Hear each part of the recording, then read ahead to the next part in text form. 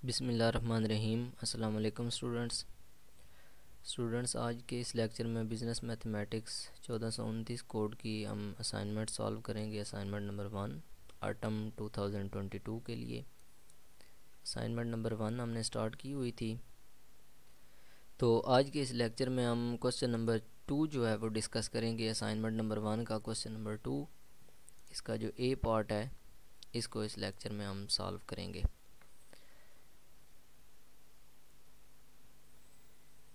Question number 2 है जी, इसका ए part है। A random variable x has the following probability distribution. ठीक है जी, एक रैंडम वेरिएबल है x, उसकी ये वैल्यूज़ हैं -2, -1, 0, 1, 2, 3।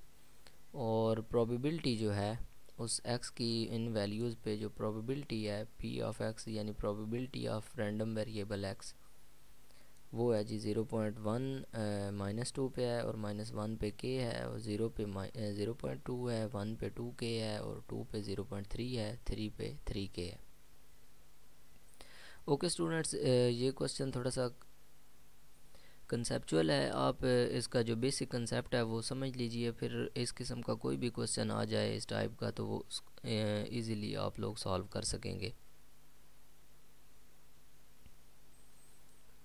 ओके जी, सबसे पहला पार्ट जो इसने कहा है कि फाइंड के, वो कह रहा है कि इसमें ये जो वेरिएबल के आ रहा है इस के की वैल्यूज़ जो हैं वो आप फाइंड करें, के की क्या वैल्यू होगी। अच्छा स्टूडेंट्स, यहाँ पे के उसने लिखा हुआ है, यहाँ पे कोई भी वेरिएबल आ सकता है, एल आ सकता है, एम आ सकता है, एक्स आ सकता है। ठीक है, तो कोई भी वेरिएबल यहाँ पे लिखा हुआ आ सकता है, तो इससे कंफ्यूज नहीं होना कि इस क्वेश्चन में के है तो दूसरे में एल आ गया या एम आ गया, तो उसको आप कैसे सॉल्व करें।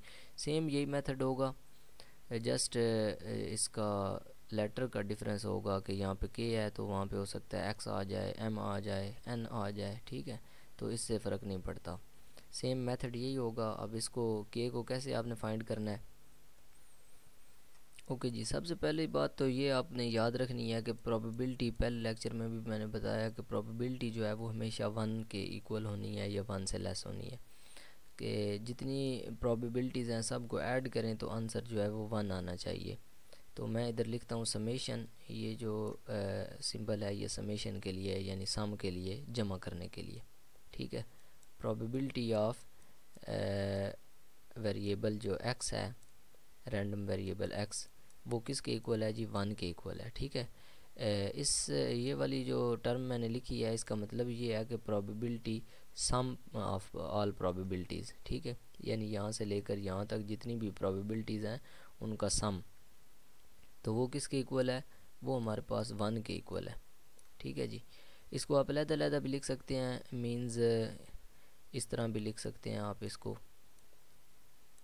प्रोबेबिलिटी एट -2, ये वाली प्रोबेबिलिटी एट -2। ठीक है, plus probability at -1 plus probability next जो है वो 0 पे है।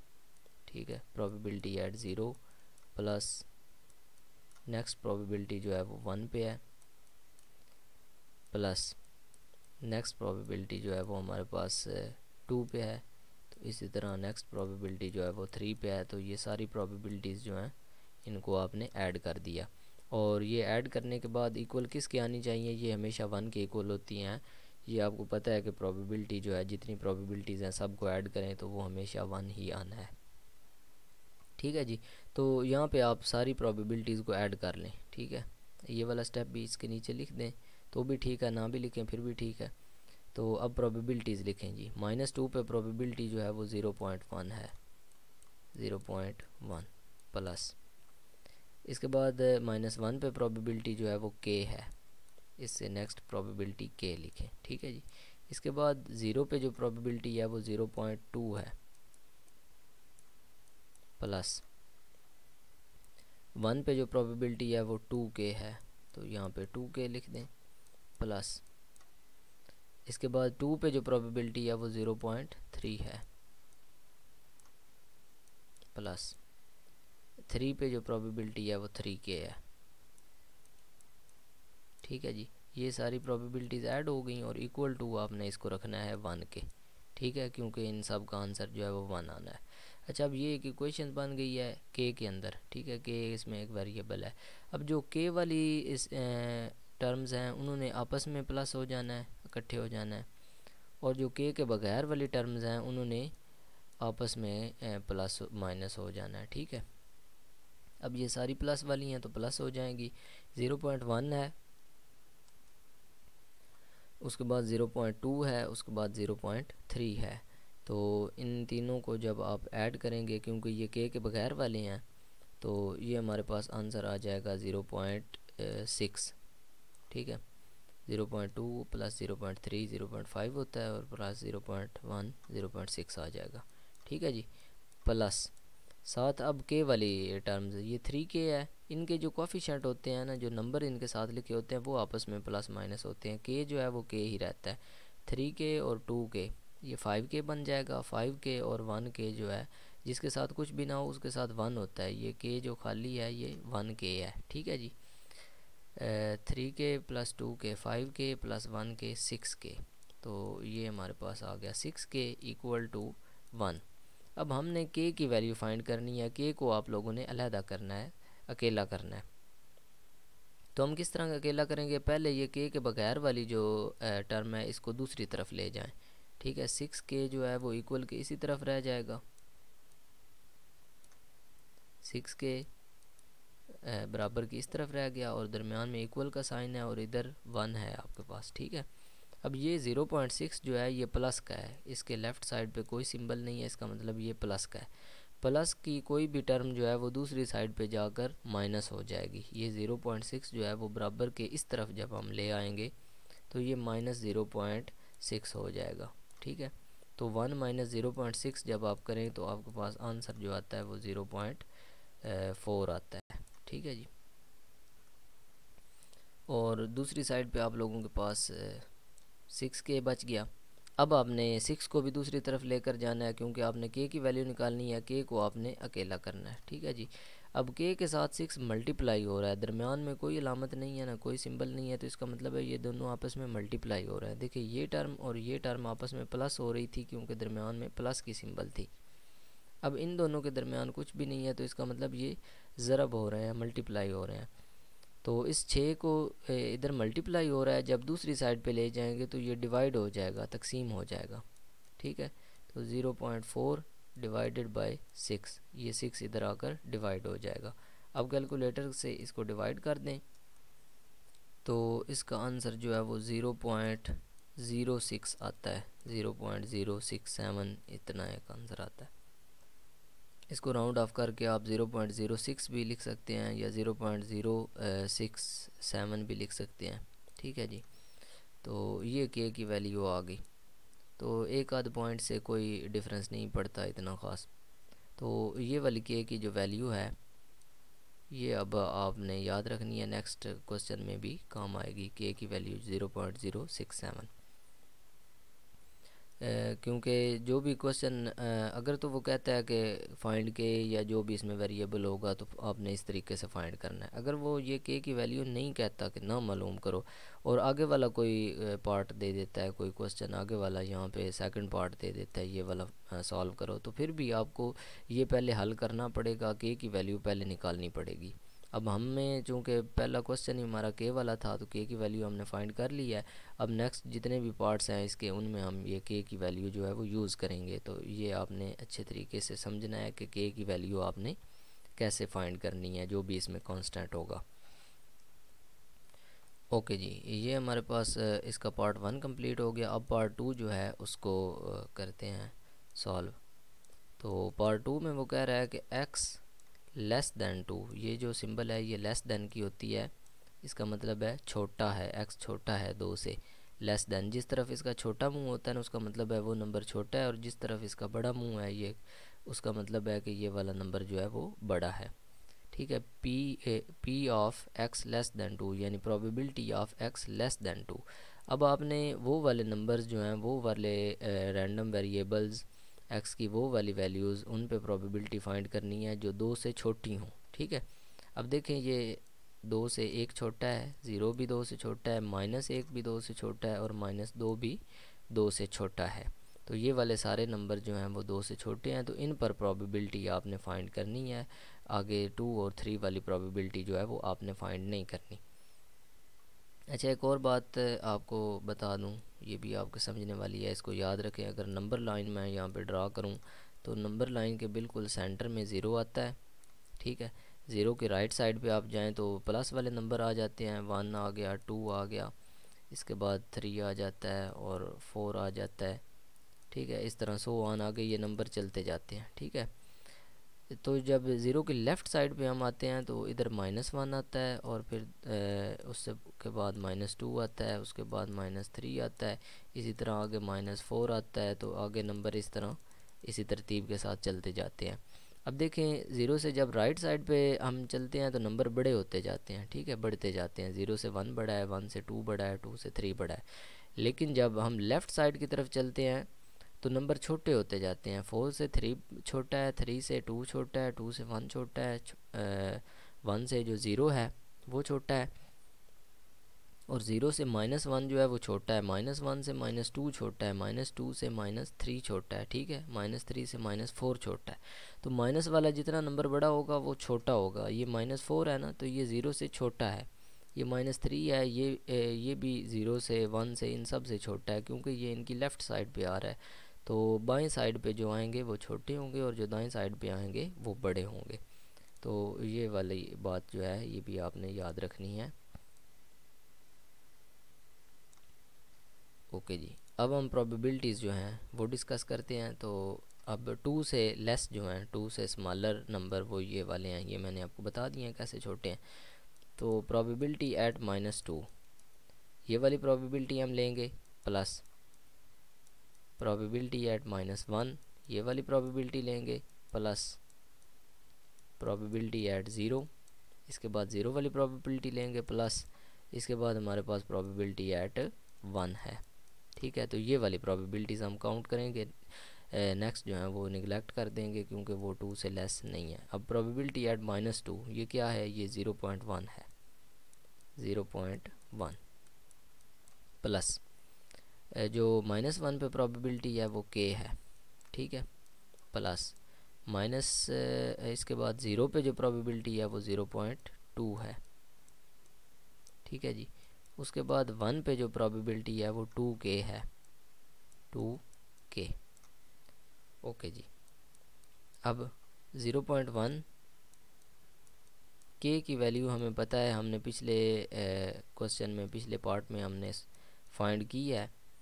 तो k की वैल्यू हमने फाइंड की है 0.067। तो ये वाली वैल्यू जो है यहाँ पे पुट कर दें, k की जगह पे, जिस जगह पे k है वहाँ पे k की वैल्यू पुट कर दें 0.067 प्लस, इसके बाद k के बाद प्लस है और फिर 0.2 है, 0.2 लिखें, इसके बाद फिर प्लस है, प्लस 2k। अब यहाँ पे 2 है और साथ ब्रैकेट में k लिख दें या मल्टीप्लाई करके, क्योंकि इन दोनों के दरमियान सिंबल कोई नहीं है, इसका मतलब ये है कि ये दोनों आपस में मल्टीप्लाई हो रहे हैं। तो k की वैल्यू यहाँ पे लिख दें 0.067, ठीक हो गया जी। ओके जी, अब 0.1 प्लस, इनको ऐड भी करते जाएं साथ साथ फिर भी ठीक है, या एंड पे आप इन सब को इकट्ठा ऐड कर दें क्योंकि ये सारे नंबर बन जाने हैं, तो फिर भी ठीक है। 0.067 प्लस 0.2 प्लस, अब ये 2 जो है ये इस 0.067 से आपने मल्टीप्लाई करना है, इन दोनों को आपने ज़रब करना है। तो इसको आप कैलकुलेटर से मल्टीप्लाई कर लीजिएगा, ये हमारे पास 0.134 इसका आंसर आता है। 13 भी लिख सकते हैं, 0.13 तक भी ठीक है, अगर आप 2 डेसिमल प्लेसेस तक लिखना चाहें फिर भी ठीक है, या जस्ट 0.1 भी लिख सकते हैं अगर आप 1 डेसिमल प्लेस तक इसका आंसर लिखना चाहें फिर भी ठीक है। तो इससे कोई फ़र्क नहीं पड़ता, पॉइंट जो है वो आगे पीछे होते रहते हैं। अब इन सब को ऐड कर लें, 0.134 को प्लस 0.2 प्लस 0.067 प्लस 0.1, तो ये हमारे पास आंसर जो है वो 0.501 आ रहा है। तो एंड वाला 1 जो है वो रहने दें, आप 0.50 लिख दें या 0.5 भी लिख दें फिर भी ठीक है। तो ये हमारे पास प्रोबेबिलिटी जो है वो आ गई x लेस दैन 2 पर, यानी 2 से लेस जितनी भी प्रोबेबिलिटीज़ हैं वो हमारे पास ये वाली आ गई 0.50। ये इसका फाइनल आंसर है। ठीक है जी, इसके बाद इसका हम पार्ट 3 करते हैं, थर्ड पार्ट। तो थर्ड पार्ट है जी हमारे पास probability of x greater than और इक्वल टू 2। ठीक है जी, x ग्रेटर देन और इक्वल टू 2, ये वाली जो प्रोबेबिलिटी है। अब इसका मतलब क्या है, x ग्रेटर देन और इक्वल टू 2। अगर तो ये वाली सिंबल हो तो इसका मतलब है ग्रेटर देन यहाँ पे x हो, x का मतलब है ये इसकी तरफ ये बड़ा मुंह है तो इसका मतलब है ये ग्रेटर है, और 2 की तरफ जो है वो इसका छोटा है सिंबल, तो इसका मतलब है कि ये 2 जो है वो लेस देन है। ठीक है, x ग्रेटर देन 2 इसका मतलब है कि 2 से बड़े जो होंगे। अब 2 से बड़ा यहाँ पे एक 3 ही है और इसमें से कोई भी 2 से बड़ा नहीं है। ये -2 जो है ये भी 2 से छोटा है, -1 भी छोटा है, 0 भी छोटा है, 1 भी छोटा है। ठीक है, तो अगर तो इस तरह आता तो 2 से ग्रेटर आपने लेनी थी, आपने जस्ट एक ही प्रोबेबिलिटी लेनी थी 3 पर। अब यहाँ पे ये जो इसके नीचे इस तरह की सिंबल लगी हुई है डैश सी, इसका मतलब है और इक्वल टू, ग्रेटर देन और इक्वल टू, यानी बड़ा है या बराबर है। और ये वाला ओ और ग्रेटर देन और इक्वल टू, इसका मतलब ये है कि ये बड़ा है या बराबर है, यानी जो इससे बड़ा होगा वो भी और जो इस 2 के बराबर होगा वो भी। आपने इस 2 को भी इसमें शामिल करना है। अगर ये नीचे लाइन ना लगी होती, सिर्फ बड़ा है होता, तो फिर आपने सिर्फ 3 पे प्रोबेबिलिटी लेनी थी। अब आपने 2 प्रोबेबिलिटीज़ लेनी है, एक प्रोबेबिलिटी आपने 2 पर लेनी है और प्लस आपने दूसरी प्रोबेबिलिटी जो है वो 2 से बड़े जितने नंबर हैं उन पर लेनी है। अब यहाँ पे हमारे केस में इस क्वेश्चन में 2 से ग्रेटर सिर्फ एक ही नंबर है, 3 है, तो आपने उसको लिख देना है। इसके अलावा अगर किसी और क्वेश्चन में यहाँ पे 4 5 होता तो आपने वो भी लिख देने थे जो भी 2 से ग्रेटर थे। अब 2 से ग्रेटर हमारे पास ये एक ही है नंबर, वो लिख दिया, और 2 को भी हमने लिख दिया, इसलिए लिखा क्योंकि उसने यहाँ पे लिखा है ग्रेटर देन और इक्वल टू। ठीक है, तो 2 भी इसमें शामिल होगा। अब प्रोबेबिलिटी जो है हमारे पास 2 पर वो 0.3 है, तो प्रोबेबिलिटीज़ ही हमने तो कैलकुलेट करनी है ना, 0.3 प्लस इसके बाद प्रोबेबिलिटी 3 के ऊपर, इस रैंडम वेरिएबल 3 के ऊपर जो प्रोबेबिलिटी है वो 3k है। ठीक है जी, 3k लिख दिया। अब इसमें k की वैल्यू पुट कर दें, 0.3 प्लस 3 इंटू यहाँ पे k की वैल्यू जो है वो पुट कर दें। ये k की वैल्यू है 0.067, तो यहाँ पे 0.067 पुट कर दें। ठीक है जी, अच्छा जी, 0.3 इसी तरह आ जाएगा, प्लस इस 3 को मल्टीप्लाई करें क्योंकि ये मल्टीप्लाई हो रहे हैं दोनों, 0.067 को 3 से मल्टीप्लाई करें कैलकुलेटर से, तो इसका आंसर हमारे पास आ जाता है 0.201 या 0.20, जस्ट लिख दें, इस 1 को आप बेशक रहने दें, 0.20। ठीक है, फिर इन दोनों को जब आप ऐड करते हैं 0.3 और 0.20 को, तो ये हमारे पास आंसर जो है वो 0.50 आ जाता है। ये प्रोबेबिलिटी हमारे पास आ गई है एट x ग्रेटर देन और इक्वल टू 2। तो आप यूँ भी देख सकते हैं कि हमने पिछले क्वेश्चन में ये वाली प्रोबेबिलिटीज़ यहाँ तक फाइंड की थी। ठीक है, इस पिछले पार्ट में लेस दैन 2 तक, तो ये भी हमारे पास 0.50 आई थी। ठीक है, अब ये जो 2 रहते थे इनकी प्रोबेबिलिटी फाइंड की है तो इनकी भी 0.50 आई है, तो इन सब को जब ऐड करते हैं 0.50 प्लस 0.50 तो वो 1 ही बनती है। तो ये बात भी साबित हो जाती है कि प्रोबेबिलिटी जो है उसने हमेशा 1 रहना है, 1 से ऊपर वो नहीं जा सकती। ठीक है जी, तो ये हमारा दूसरा जो पार्ट है वो भी सॉल्व हो गया यहाँ से लेकर यहाँ तक, बहुत ही सिंपल था, इजी था। इसके बाद इसका जो फोर्थ पार्ट है वो सॉल्व करते हैं। ओके जी, इस फोर्थ पार्ट को भी थोड़ा सा समझिए, कोई मुश्किल बात नहीं है, कोई टेक्निकल बात नहीं है, इसमें बड़ा ही सिंपल है। अब देखें प्रोबेबिलिटी आपने कहाँ कहाँ पे फाइंड करनी है। x जो है वो ग्रेटर देन हो -2 से, x की तरफ ये ग्रेटर देन वाला है ना, तो इसका मतलब है x ग्रेटर हो -2 से, यानी -2 से जो आपका x है वो बड़ा होना चाहिए। अब ये -2 है तो इसका मतलब है -2 ने तो इसमें नहीं आना, -2 से ऑनवर्ड आप जो है वो काउंट करेंगे। इसके बाद जो दूसरी कंडीशन है वो ये है कि x छोटा हो, लेस देन हो 2 से। तो इसमें अब 2 जो है वो भी इंक्लूड नहीं होगा, 2 से x को छोटा होना चाहिए। 2 से छोटे जितने हैं वो भी आपने सारे काउंट कर लेने हैं, और -2 से बड़े जितने हैं वो भी आपने काउंट कर लेने हैं, ठीक है। तो अब 3 इसमें शामिल नहीं होगा क्योंकि वो 2 से छोटा नहीं है, ठीक है, 2 से वो ग्रेटर है, तो इसलिए -2 जो है वो भी काउंट नहीं होगा। -2 से आपने सारे ग्रेटर लेने हैं, ठीक है जी। तो इसको आप लिखें जी, probability -2 x greater than -2 and less than 2। तो इसमें कौन कौन सी प्रोबेबिलिटीज़ आएंगी, एक तो -1 पे प्रोबेबिलिटी आएगी, प्लस नेक्स्ट जो प्रोबेबिलिटी है वो 0 पे आएगी दरमियान वाला, और इसके बाद जो एंड वाली प्रोबेबिलिटी है वो 1 पे आएगी, ठीक है। तो उसी मेथड से आपने ऐड कर लेना है इनको। -1 पे प्रोबेबिलिटी k है, प्लस 0 पे 0.2 है, प्लस 1 पे जो है वो 2k है। तो बड़ा इजी है, सेम उसी तरह आपने k की वैल्यूज़ पुट कर देनी है। ये मैंने लिखी हुई है क्योंकि बार बार हमें फाइंड ना करनी पड़े, हमने पहले पार्ट में ये फाइंड कर ली थी। 0.067 प्लस ये 0.2 है, प्लस 2k, 2 की जगह पे 2 ही आपने लिखना है, और k की वैल्यू जो है वो आपने ये वाली लिख देनी है 0.067, ठीक है जी। तो यहाँ पे 0.067 प्लस 0.2 प्लस, अब इन दोनों को मल्टीप्लाई करें, 2 को और 0.067 को, तो ये हमारे पास जो है वो 0.134 बनता है। अब इन तीनों को आप प्लस कर लें, 0.067 को और 2 को और 0.134 को, तो ये हमारे पास जो आंसर आएगा वो 0.40 आता है। 0.401 आता है तो आप इसको 0.40 ही लिख लें। तो ये वाली प्रोबेबिलिटी इसको यहाँ पे लिख दें, ठीक है। तो ये वाला आंसर आ जाएगा आपका इस प्रोबेबिलिटी का।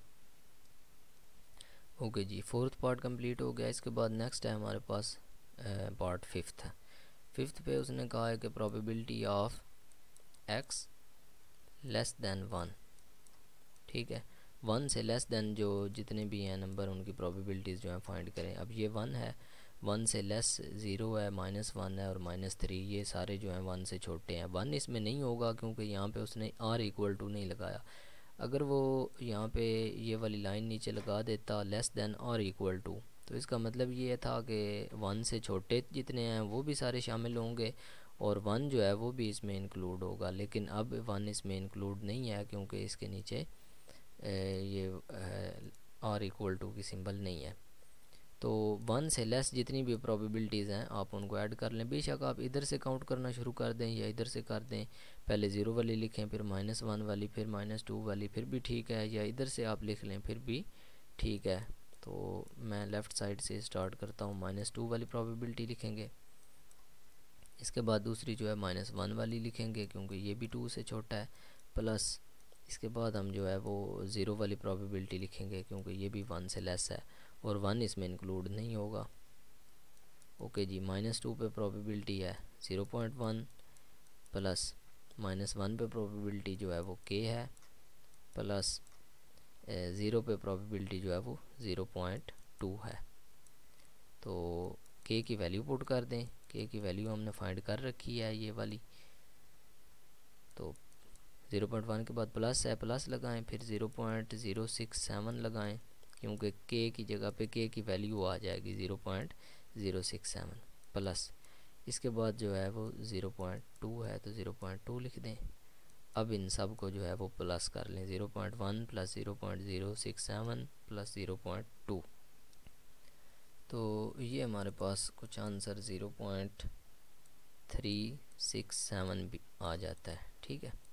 तो ये भी ठीक है आंसर। इसको राउंड ऑफ करना चाहें 2 डेसिमल प्लेसेस तक तो कर सकते हैं। आपने एंड वाला नंबर देखना होता है, अगर एंड वाला 5 या 5 से ज़्यादा हो तो पिछले में आपने एक ऐड कर देना होता है और एंड वाले सारे ख़त्म कर देने होते हैं, ठीक है।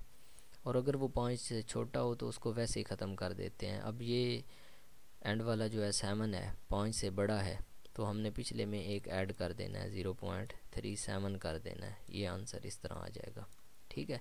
पिछले में एक बढ़ा देना है, पिछला अगर 5 हो तो उसको 6 कर देना है, 4 हो तो 5 कर देना है, ठीक है।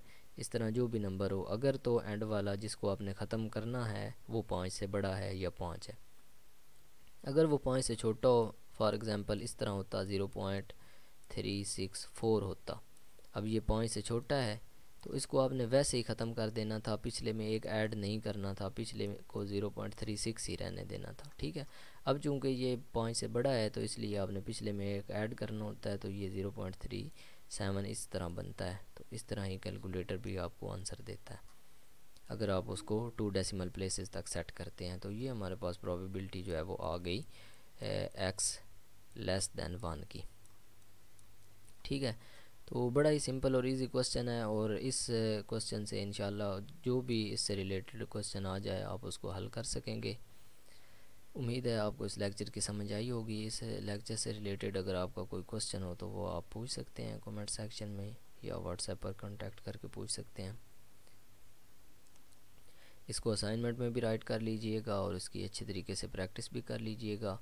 बस एक जो इसमें समझने वाली चीज़ वो यही है कि आपने वेरिएबल जो भी इसका होगा, जो कांस्टेंट इसमें इस्तेमाल होगा, उसकी वैल्यू जो है वो आपने फाइंड करनी है। वो k हो, m हो, l हो, n हो, जो भी इसमें यूज़ हुआ हो उसकी वैल्यू पहले आपने फाइंड करनी है। उसके बाद आपका काम बहुत ईजी है, आप उसकी वैल्यूज़ पुट करते जाएंगे और आंसर जो है वो निकालते जाएंगे, ठीक है स्टूडेंट्स।